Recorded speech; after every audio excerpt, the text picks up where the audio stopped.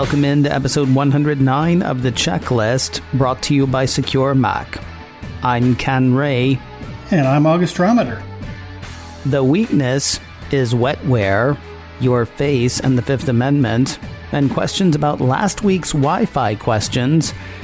It is great to have you with us for another checklist, brought to you by SecureMac.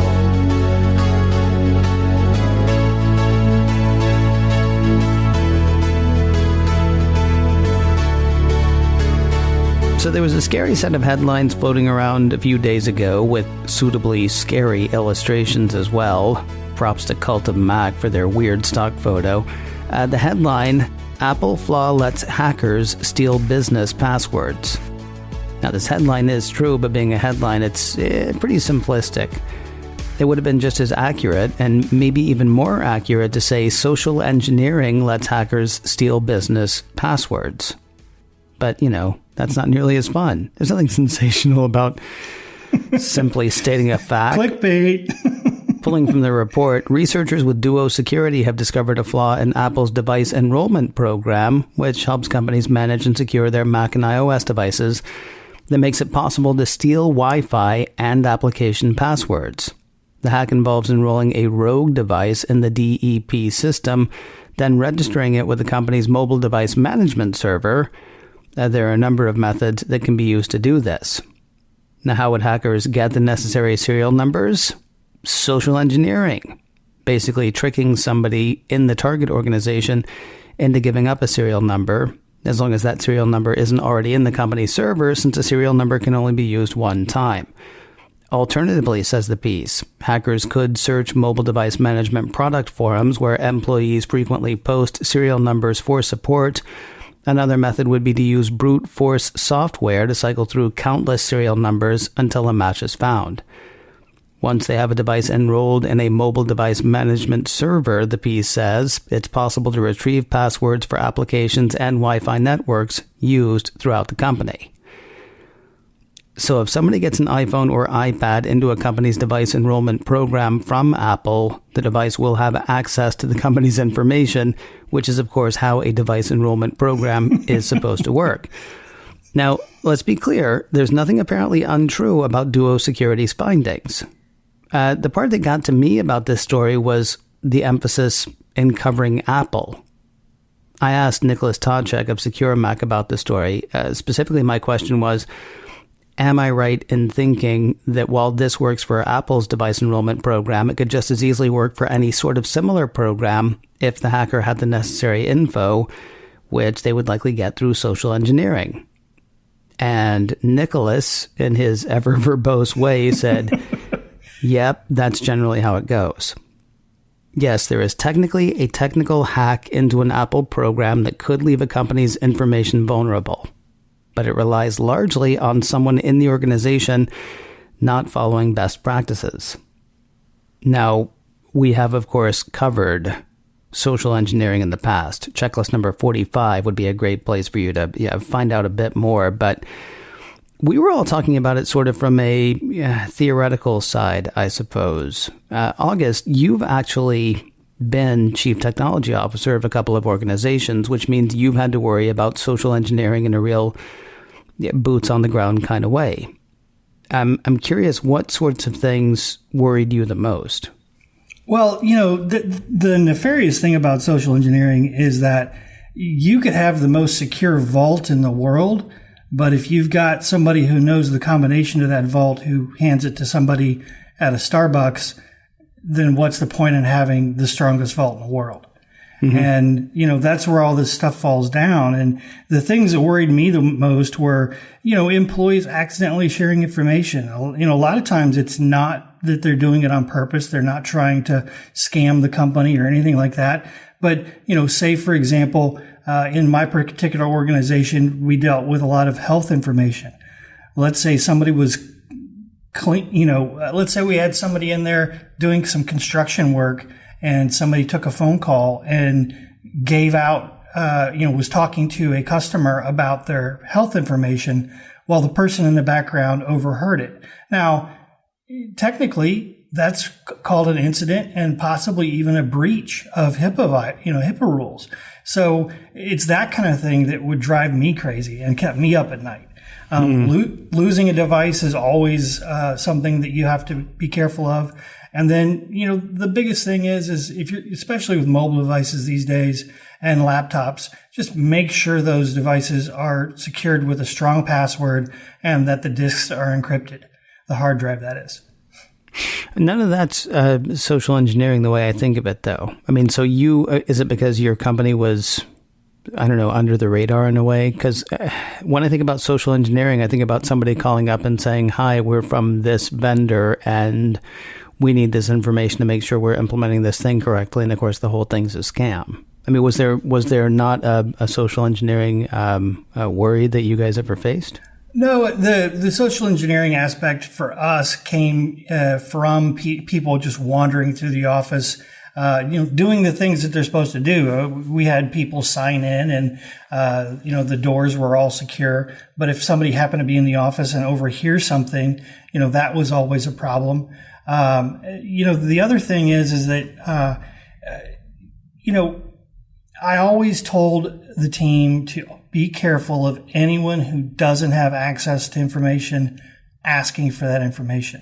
It sounds simple and it sounds obvious, but it's amazing what people will do if they really want information. And, they'll call up and pretend that they're somebody's uncle and so, and there was a car crash and I'm really trying to get into the account because of whatever. And, you get this nice person on the other end of the phone and their job is customer service.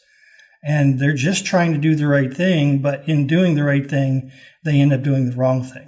And so that's a conversation we always had. And our team was really, really good at making sure that everybody passed the sniff test if they were, asking for information. Yeah, I'm always worried about any time a business calls. And I was reading an interesting story the other day on Krebs on Security, I think it was. And it was a guy who, I don't want to be a jerk about it, but it was somebody who really should have known better, right? Who ended up nearly getting scammed. Or actually, I guess technically did get scammed, except they were able to stop it before anything bad came of it. But somebody had spoofed the number of the organization that they were supposedly calling from. And instead of calling up and saying, here's all this information, they had some information that was true about the person. Like I want to say maybe the last four of a card or something like that. And they had an address and they had a lot of information that you wouldn't expect somebody who was not from the organization to have. But then suddenly they're asking for other things that, why do they need that? Like, mother's maiden name or some goofy stuff like that. If somebody calls me and says, I just need this information, my default is, tell you what, let me call you back and not give me a number to call you back. But the next thing I do is I hang up, I go online, I find a proper number for the organization and I call that organization. Then if it turns out that was information they needed, I'm sorry, the person who called me doesn't get that, but somebody else at the organization will have the information. It's fine. And, if they fight me and say, well, why do you want to do that? There's a pretty good chance we're not even going to end up saying goodbye at that point. And that is super sensible in regards to handling incoming phone calls. What you just described is the perfect way of dealing with that stuff. And that was long before the checklist. That was just me being paranoid from way back. So tinfoil hats are good sometimes. Exactly. Props to the paranoiac. What? All right. So that's some of the stuff that you worried about. What were other things that you would tell your folks to look out for? Maybe not even like social engineering stuff, because what's weird is a lot of the stuff that we're talking about is stuff that, yes, in an organization, definitely look out for it. But if it's good enough for you to tell somebody, hey, watch your back, maybe it's good enough for other people as well. That was always the funny thing about HIPAA. It was such a pain in the wazoo to deal with. But when you actually looked at it and looked at the rules they were trying to get you to adhere to, you kind of went, oh, man, that's a pain in the butt. But it kind of makes sense. Okay, I get it. A lot of it is just common sense and sticking to your guns when somebody questions that common sense. If somebody starts asking for your mother's middle name, red lights should go on. You should go, wait a minute. What do you need that for? Stuff like that. And it's like I said at the beginning, you could have the strongest vault in the world, but if you've got a human out front, then that's where the real problem is.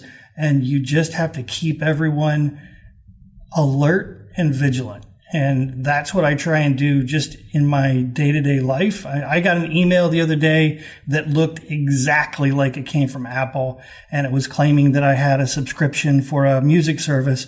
And I looked at my wife and I said, hey, was this you? And she said, no. And then as I looked at it and I looked at the links, they were all bogus links to try and get me to give away my iCloud username and password. I do this stuff all the time, but on first blush, it looked exactly like an Apple email. Even the language, it didn't have any of those crazy misspellings that you always see. It was perfect. And, I could have fallen for it. Fortunately, I didn't. I'm curious, were any of the organizations that you've worked for ever targeted? No, we were never big enough to be targeted, which is a good thing and a bad thing. Right. You always want to be so successful that people are out to get you. The early days of the dark days of Apple, no one wanted to break into to Apple and get their secrets, but today it's a cottage industry. So yeah, we weren't big enough to be a target, and I'm actually glad I never had to deal with that.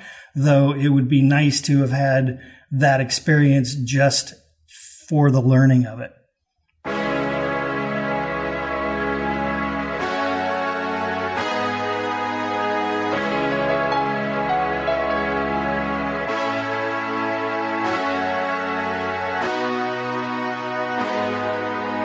So here is something to be aware of. CNET says federal authorities have forced a detainee to open an iPhone with their face. It appears to be the first such acknowledged incident. First time that we know about that this has happened. Now, while it sounds kind of scary, people who have been paying attention to stories like these won't be surprised. While people in the U.S. can't legally be required to give law enforcement passwords or PINs under the Fifth Amendment, they can be required to put their finger on a fingerprint reader or point their face at a facial recognition camera. Several court cases involving Touch ID led to this legal precedent, says CNET, but this is the first case involving Face ID. Or like I say, the first one we know about. Because, yeah, this is a case. We know about this one now because the FBI would like to get back into the detainee's phone, and they can't. Presumably because the phone, was powered off at some point or lost power at some point, or it's just been too long since it was opened with a password or with Face ID. So now they're looking for another way into the device. For this, they've turned to the local police department in Columbus, Ohio, because that's where this guy and a few of his associates were arrested, was in Ohio. While the piece says it's unclear what specific device investigators are requesting from the Columbus Police Department to extract that data without a password, that department is known to use iPhone cracking software from Cellebrite in its digital forensics operations. Now, for this particular case, well, let's just say if this guy is guilty, I'm glad this person and his associates are behind bars. He and his were nabbed in a child pornography investigation, and during their brief look into this guy's phone, the FBI says they found chat logs detailing interests in child pornography. Now, stories like this and stories involving, drug dealers and murderers and terrorists lead to a lot of people thinking that we need a backdoor into encrypted communications and into operating systems, and that's not what we're talking about right this minute. It's a whole different walnut. Yeah, and we've talked about that on past episodes of the checklist. It would just come up from time to time. Here's the thing, though. If you're uncomfortable with the fact that authorities can legally require you to unlock your phone with your fingerprint or with your Face ID, you do have options built into the operating system. Obviously, that would be turning those features off. So if somebody wanted to turn off Face ID or if somebody wanted to turn off Touch ID, how would they go about doing that? It's in the settings. There is a setting called Face ID and passcode. I have to be honest here. I have the newer phone with Face ID. I'm assuming Touch ID has a similar setting. But then, choose that and then choose Reset Face ID. And that removes all your facial data from the secure enclave, which means that you can't open the phone with your face anymore. You'd have to use the PIN instead. There's also a temporary way to disable Face ID, which I think is one of those things that not a lot of people know about. If you hold the volume up and the side power button to bring up the power off option, then cancel, you'll be forced to enter your PIN before you can use Face ID again. So if the cops are chasing you, go to power down your phone and don't worry about the Face ID anymore. A couple things really quickly. First of all, I have an older phone. Well, it's not really that much older, but I went with the iPhone 8 Plus when they introduced the iPhone 10 rather than going for iPhone 10. So yes, it does say Touch ID and passcode in settings. Great. And you go into that, and then you type in your code again. Sorry, because I got out of it. It's got all the different things that you can use Touch ID for. So iPhone Unlock, iTunes and App Store, Apple Pay, password autofill. All of these things are things for which you can use Touch ID. So, I mean, if you just switched off Touch iPhone Unlock, obviously, you'd still be able to use it for the rest of those things. The other thing is it always feels weird. Like I know you're joking, but if you say, if the cops are after you, here's what you do really quickly. I mean, it's weird because I don't feel like to want to protect your communications is not to say, I'm up to something shady. To wanting to protect your phone from somebody else getting into it is not to say, I'm up to no good. It's just to say, I kind of want my information to stay mine. I want my contacts and my pictures and all that stuff to stay mine. No, I totally agree. And I was being facetious, but there's a lot of cases where you might want to do that. If you're being chased by, say, muggers, that's another case where you might not want them to get into your phone. Sure. If you're James Bond and you don't want them to, have the nuclear codes, then that's another reason. But seriously, there's a lot of use cases as to why you might want to do that. And, I love the idea of being able to temporarily, turn that off to foil anyone who might try and use your face against you. Do you use either of those, Touch ID? Well, you already said you have a Face ID phone. Do you use Face ID to unlock your phone? Yeah, I do. I use Face ID, and before that, I use Touch ID. For me, the convenience outweighs the risks. I'm not expecting my phone to be stolen. And in the case that it is, I do have the temporary option. For the average person, I think Face ID and Touch ID are just fantastic. And like I said, if you need to, you can always temporarily switch it off. Yeah, you see, that's the thing, right? Like we talked last week about Wi-Fi and there being a certain risk reward thing that you're going to have to work through. Like, do I want to access this information and be on this, open Wi-Fi thing? It's the same sort of thing you're talking about with your phone. I mean, if you want to be as secure as you possibly can be, you would use some sort of, unique passphrase, not even just, a set of numbers. But you got to bear in mind that every time you do that, I mean, that's every time. Like I just had to type in my security code again when I backed out of one thing on my phone. And so if that were the quick brown fox jumped over the lazy dog, that would take a while if you're just trying to, check a movie time and then double check a movie time or something like that. I mean, well, like I say, it really just is that risk reward thing, right? Yeah, I mean, everything in life has trade-offs, and you just have to decide, what's more important to you, the convenience or the security. I try and walk a middle ground there, but I lean more towards the convenience. I have to be honest, even though I know that there's more risk there. I'm not Bill Gates. I don't have a gazillion dollars in my bank account.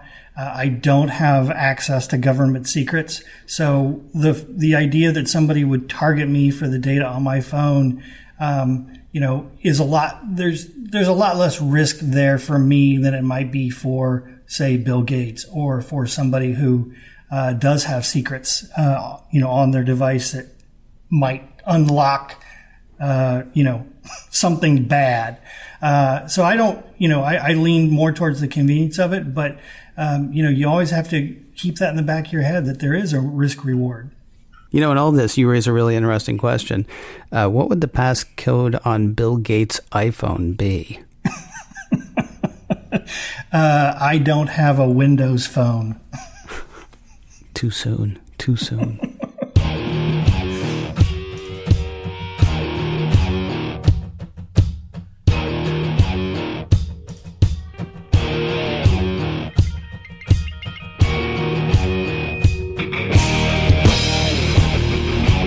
In a moment, we've got questions from you.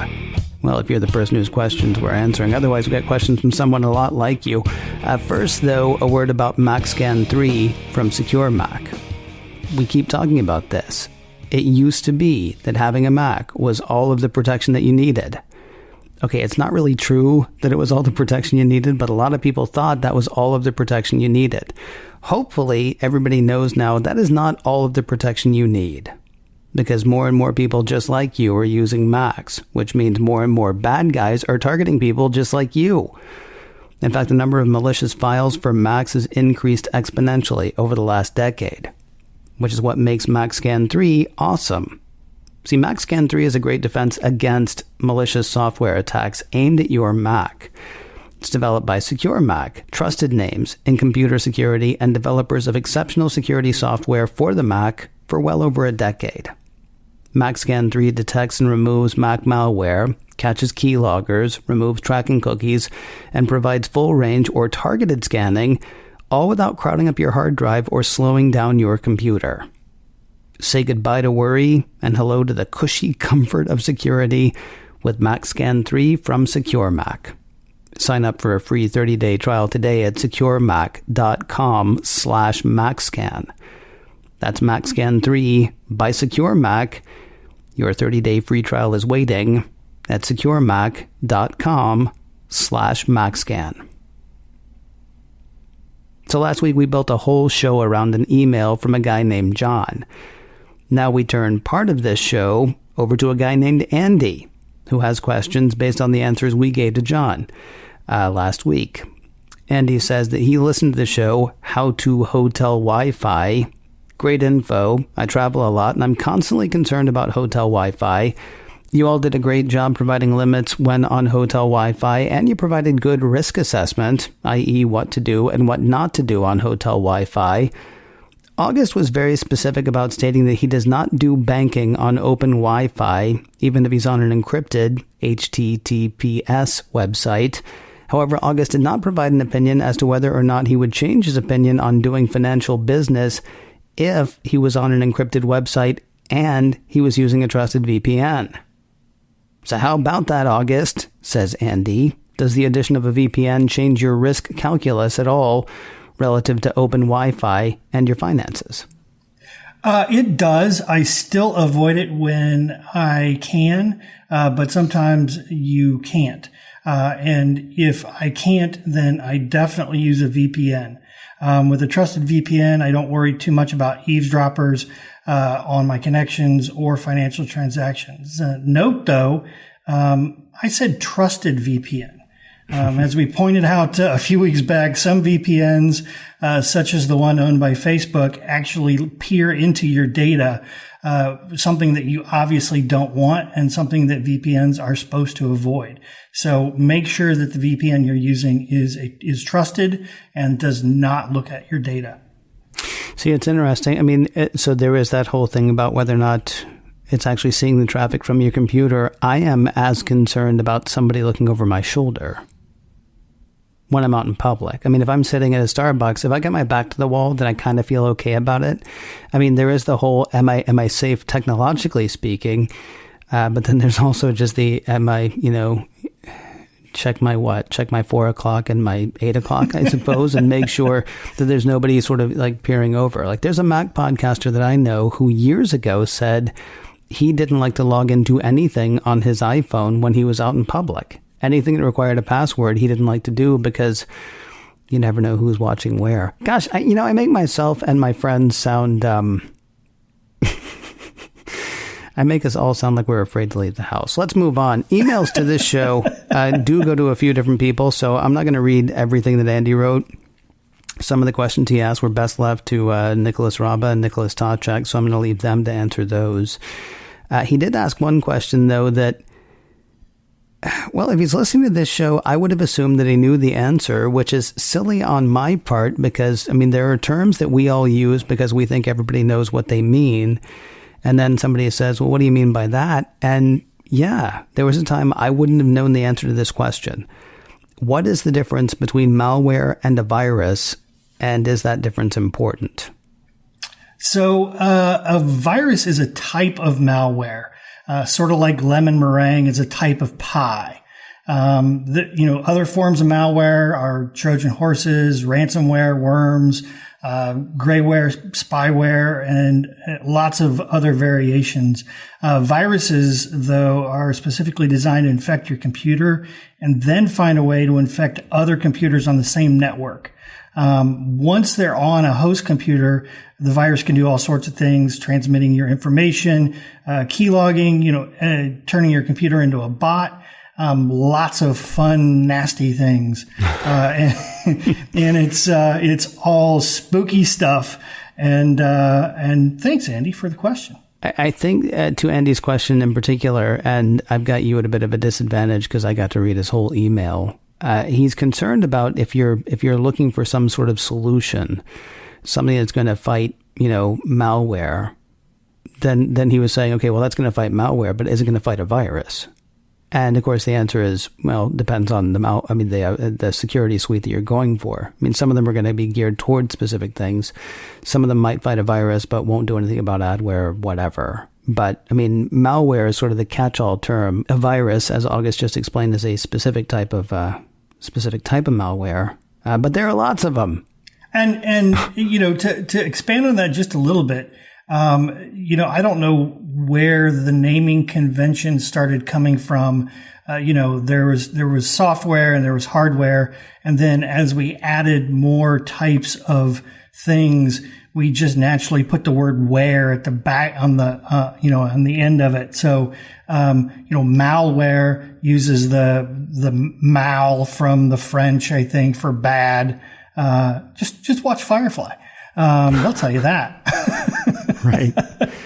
So that's where malware comes from. So it's just bad software that you don't want on your computer, whereas a virus is just a type of bad software. And you're absolutely right.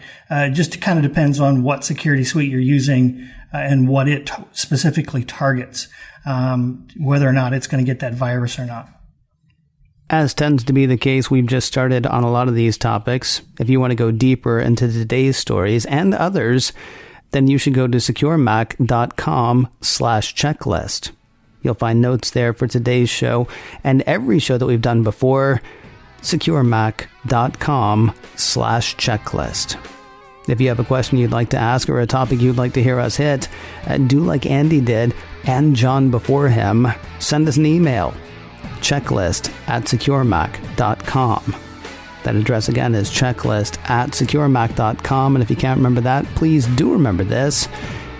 You're listening to The Checklist, brought to you by SecureMac. And we'll talk to you next week.